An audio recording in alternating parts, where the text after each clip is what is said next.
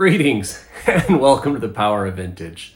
Well, with that intro, I kind of just introduced the fact that there are a lot of different accelerators that existed, and those were just a few that you could see as I read through ST format or various different magazines from the 1980s and 90s.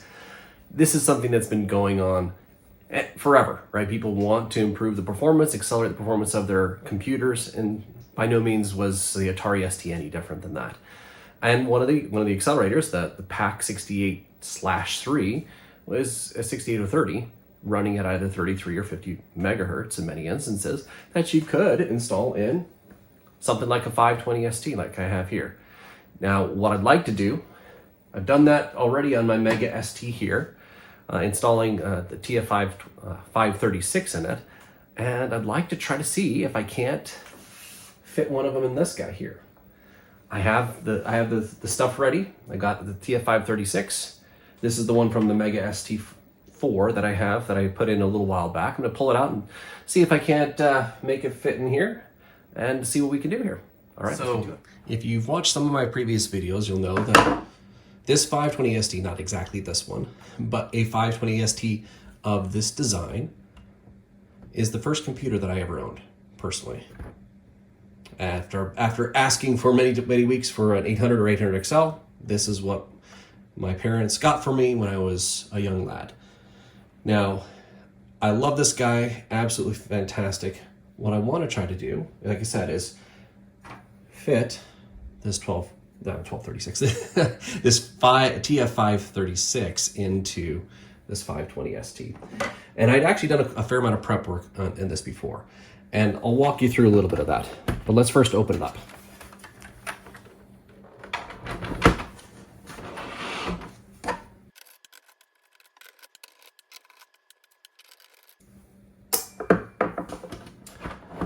All right, with those guys all out, let's open this guy up. And you can kind of take a look. I'll walk you through a few of the things that I did in order to prep this for the 536.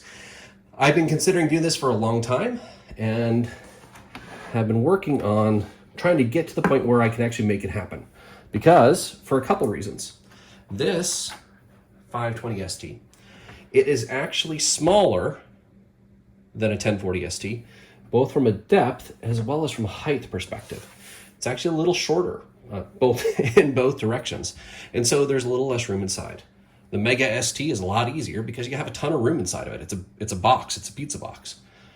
In this case, you have the slope of the keyboard you have to deal with. So let's open this up. I'll kind of walk you through a little bit of what's going on in here. Let's take the keyboard out. And before we go over what I've done specifically for the 536, the accelerator board in, we'll just walk through all the different upgrades. First off, on the bottom of the board, we have the RAM expansion. This is a 4 megabyte RAM expansion. This is an open source one that has been adapted, and I got it on the Exxos store. Fantastic RAM expansion. Up here, I have an improved Atari ST DAC, digital to analog converter for the video signal. And this actually substantially improves the video out. Before I had this in this converter in here, what I ended up seeing oftentimes, even on the beautiful old Atari ST monitors, was jail barring. And I didn't like that. So I wanted to look at doing something I could see if I could make that work with this guy. And bada bang, it worked out great. Over here, this is another prep element that I did in order to get the computer ready for the TF536. Because in order to run the TF536, you need to have TOS 2.0 or greater, or EmuTOS, which is effectively TOS 2.0. All right, this is a TOS switcher and a TOS decoder. These original Atari STs and STFs, they cannot decode TOS 2.0 or greater. You need an Atari STE in order to do that. Or make some slight modifications to the board, or have a PCB that takes care of that for you. So this allows me to switch between TOS 1.04 and TOS 2.06, as well as this nice little battery. Gives me a real-time clock as well, which is super cool. But even to be able to do that, one of the neat things about the Amigas, I love the Amigas in a lot of different ways. And in the Amigas, most of the chips, the special ICs, are socketed. In the Atari ST, you have a few, but the CPU itself was not socketed. And so, and I don't know, and please correct me in the comments below if any of you ever run into an Atari ST that had a socketed CPU outside of STEs, right? So we're talking we're talking like the STFs and the original Atari STs, not one of the ones with the PLCC style 68,000 processor. All right, so let's see if we can pop this guy off and can take a look at the socket. Now, I use machine pin sockets because I use machine pins to go into them. These are not flat pins into machine pins. In this case, I'm using flat pins from the 68,000 into a machine pin socket. It works fine. Now, I do sometimes have some issues with it connecting, but I get to fix it. It's just a contact thing. And so it's usually just one pin that's not quite touching and making great contact. All right, so is it perfect? No, but does it work most of the time? Yes, it does. So that does that, and then I also removed all of the original TOS ROM chips over here because this replaces it. And you have to get the CE signal from the board.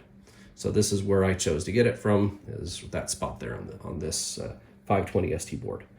So, but you can see here, I've added a socket for this guy, as well as a little riser, because we have this lovely little crystal, we have a capacitor down here, and things get really snug in this small case. So what we're gonna do now is we're gonna start playing around with this. All right, let me get this back in place, and we'll remove the 68,000 CPU from this. All right, carefully. There we go, and we are out. Boom. Now, as you can see here, one of the first things I'm going to need to do is, if I were just to simply place this in here like this, we have to worry about this ROM chip here. It doesn't clear that, nor does it clear the floppy disk port in the back, this plastic mount here. So there's a couple different things we can do, right? And let's get to a few of those options. What I have here I have a number of different relocators. You might have seen these if you saw my Amiga 1000 video. I have a fair number of different CPU relocators. And in large part, I've been kind of just playing around with trying to figure out a way to make this fit. I removed the RF modulator in order to make some space here, because originally my intent was to use one of these. This is a flexible CPU relocator. The problem with this guy is, I'm not sure if you saw this or if I showed this on the upgrade to the Amiga 1000, but it actually introduced too much noise and I had a lot of booting stability issues on the TF1000. Trying this here, my intent was to originally have it like this and then have some way, shape, or form fitting it over here. Now, there's a couple of things that make it difficult. I'm not able to, number one, if I have it like this, it conflicts this front part, this front connector conflicts with the keyboard. The keyboard can't shut properly. I also can't get it to properly fit all the way over here and to give me enough room to actually get the TF536 in place and this. It's not long enough, and as it is, it's already too long in order to provide a good signal. So I actually tried it out with this outside the case. No go, no bueno. Also, there's also these here that I have. Now, what we can do here is let's just do a quick fit check. I've done this one as well a few times.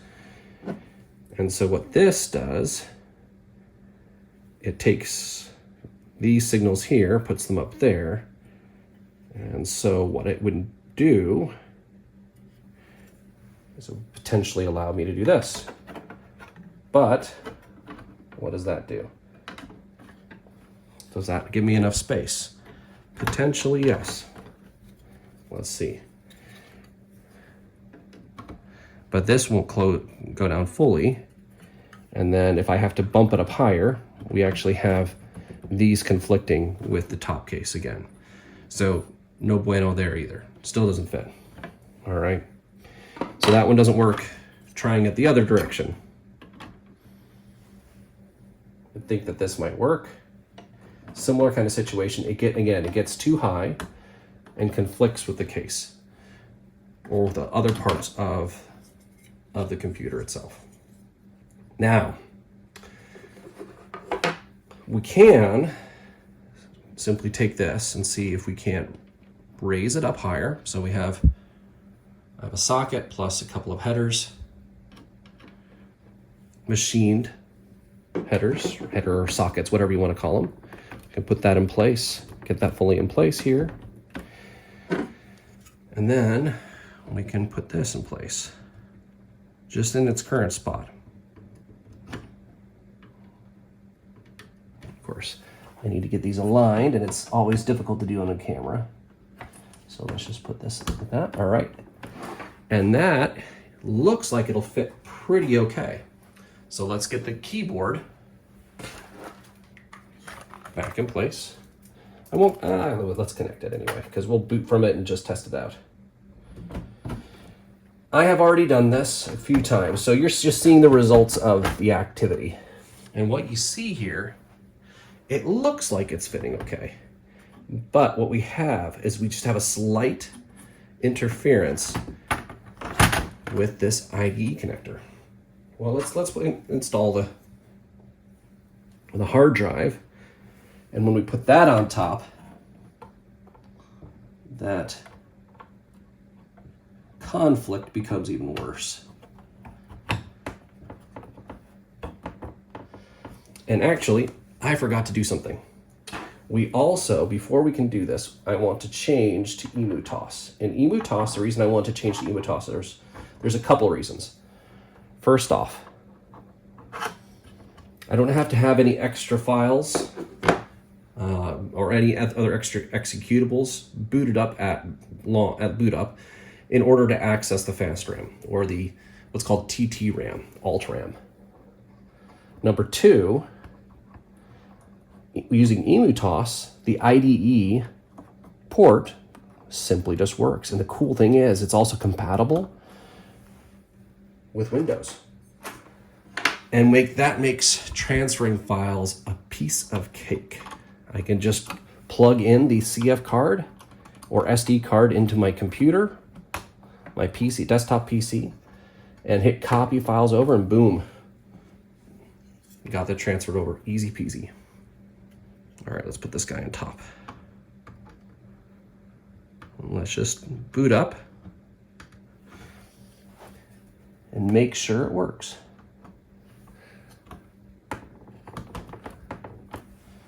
Now, as you can see, this little sandwich is now really interfering with the keyboard. So let's just pull the keyboard out and let's make sure that things work. All right, we are hooked up.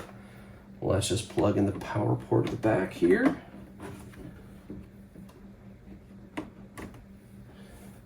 Turn on the monitor. Flip the switch on the computer. And go. All right, we're getting a boot to EmuTOS. Looks good. And here we go. We are in the operating system. So things are working perfectly. It works great. Let's try out a few tests.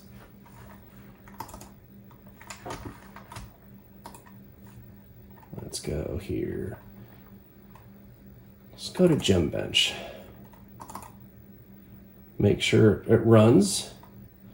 And we'll just do a quick test of all the tests here.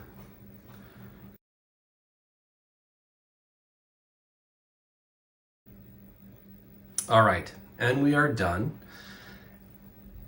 This seems working just fine. Just to give you a quick heads up, the reference that we're comparing against is actually an STE, an Atari STE, maybe a 1040 STE, whatever, something along those lines, running TOS 2.06. You'll see here the TOS 2.06 with blitter enabled. In this case, this system doesn't have a blitter. We have NVDI is not running at the moment. We're running from the alt RAM, which is providing that significant boost. We're running at the same resolution as well. It's a substantial improvement in performance. Great. So it is fully functional. We're not running into any stability issues here.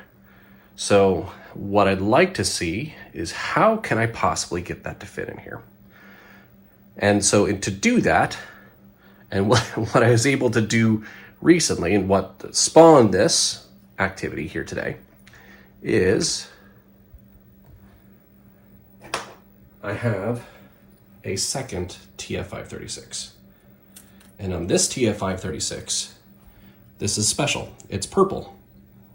Not only is it purple is pretty cool, but I've made a modification and actually reversed the pin headers for the IDE connection to allow for that fit to work with the keyboard as it is.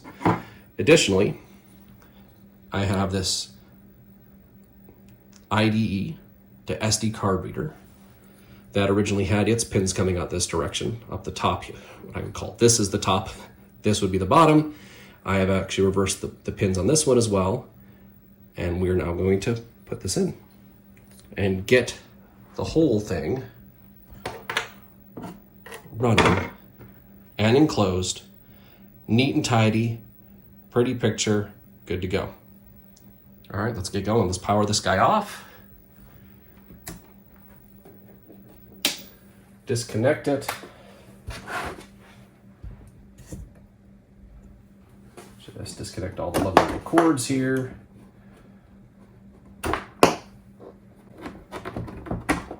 Make sure we're good to go. And now I will remove this TF536 from the board.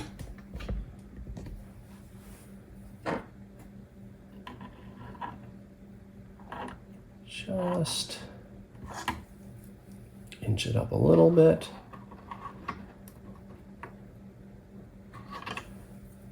And we are almost there. There we go. And we are popped off, good to go. Bada bing. So where can you get all these various different things? I kind of mentioned this one earlier. We have Exxos. Exxos' web store for the 4 megabytes. Exxos' web store for this improved digital to analog converter. This toss decoder, dual toss, as well as a real-time clock, I got from a gentleman, Jürgen von Redecke. I'm probably mispronouncing his name. Jürgen is awesome. He is a pillar in the Atari community. He has a whole load of different mods that are out there. He's done some great stuff, especially in the 8-bit community as well. But this is one that I got from him. Fantastic guy. Actually, super fantastic guy. I mean, both Chris from Exxos as well as Jürgen are amazing guys. Fantastic for the community. All right, now what I need to make certain of is that I'm tying pin 1 to pin 1. I'll just make sure pin 1. So pin 1 is this one here. So we'll need to go like this. Boom. Let's get that done in place. Boom, there we go. And now with these changes made, I can get the TF536 installed here. Again, if I didn't mention it already, what a TF536 is, it's a combination of a lot of different things. You kind of saw a little bit of results on the screen. It is, number one, a 68030 accelerator board. Number two, a 64 megabytes of what do you call fast RAM? In the Amiga community, call it fast RAM. In the Atari community, it's called either TT RAM or alt RAM. It's basically fast RAM running at the full speed of the CPU here. So that actually helps to improve the speed. If you had the 6830, but without the fast RAM or alt RAM, you don't get nearly the speed improvement that you would otherwise. But most importantly, it also has the IDE connection here. So all that packaged together is a bundle of awesomeness. I like this accelerator board. If you couldn't tell, since I use it on Amiga ST, I use it in my Amiga 1000. I had it in my Amiga 500 up until I pilfered it for the Amiga 1000. I'll probably put one back in the Amiga 500. We'll see. Maybe, maybe not. But it's a fantastic board. Perfect rating, fantastic compatibility, works awesome, and really is an awesome upgrade. All right, so let's test this out with the keyboard in place. Put the keyboard back in place, and bada bing, it fully fully rests without conflicting with the accelerator board. Now, what we're going to do is we're going to plug it in. Before I say claim success and put the whole thing back together, let's test it out with the purple one. Obviously, I tested it out with the green one. Let's get the new purple one running. All right. I know I don't need the floppy disk connected, but I just like to connect the floppy disk anyways. Cool thing, monitor here, floppy disk is in the monitor. My favorite monitor. All right. And we get the monitor on, we get the computer. Let's get the mouse connected. And we have emuTOSC on. It seems to be booting up just fine.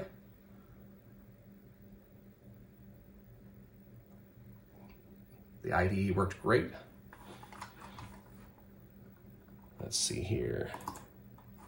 Let's see if we can run sysinfo, gemsys. Not gemsys, not gemsys. Sysinfo. Where's sysinfo?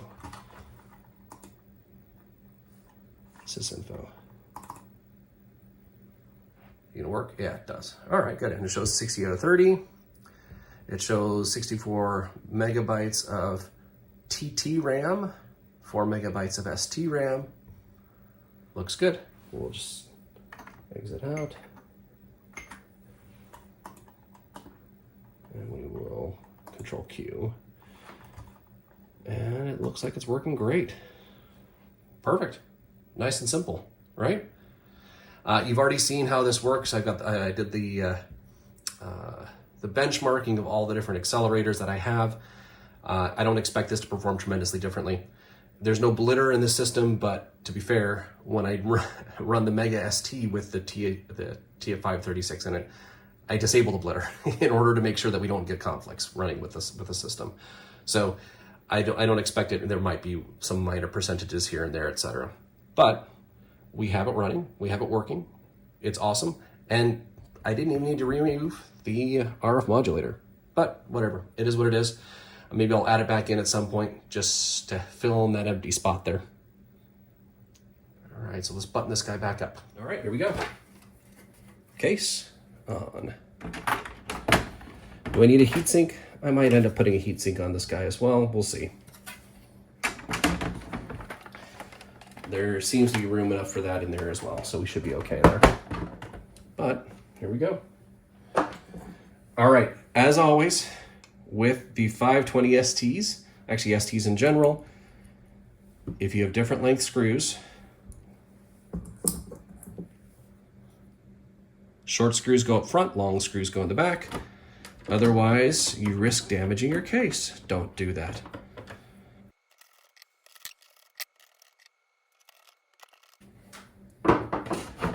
All buttoned up and ready to go. I always like to do another smoke test, just another test after buttoning everything up, just to make sure that in putting the case back on that I didn't displace anything, mess anything up. Because even though it feels like it's on perfectly and that there's plenty of room, what I don't want to do is I don't want to be putting pressure on either the accelerator or any other parts in the computer. That could impact functionality and workingness.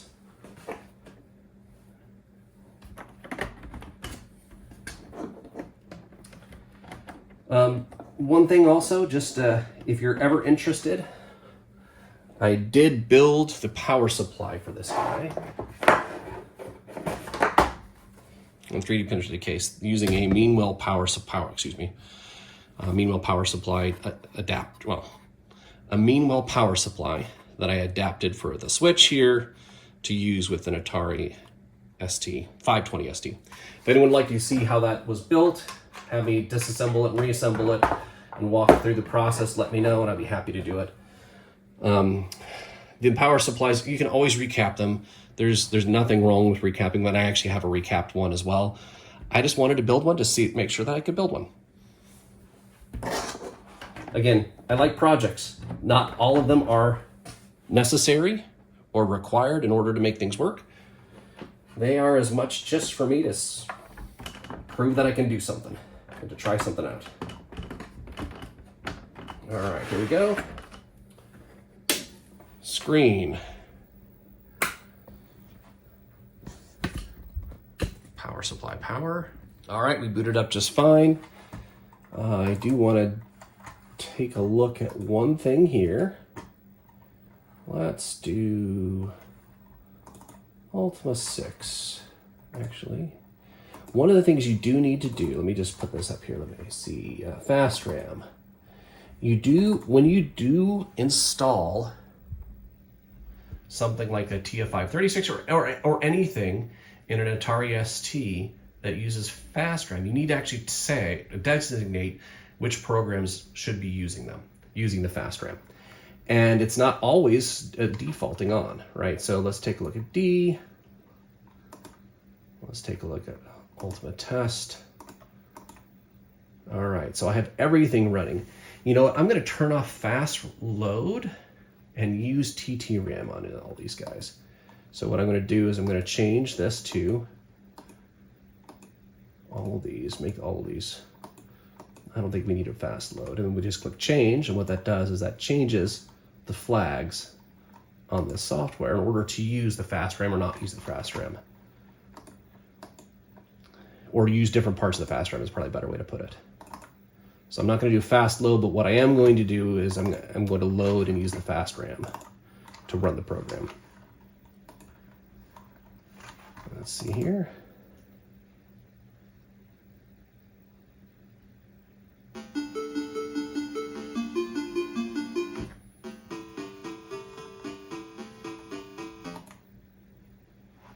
All right, journey onward. And it is lightning fast.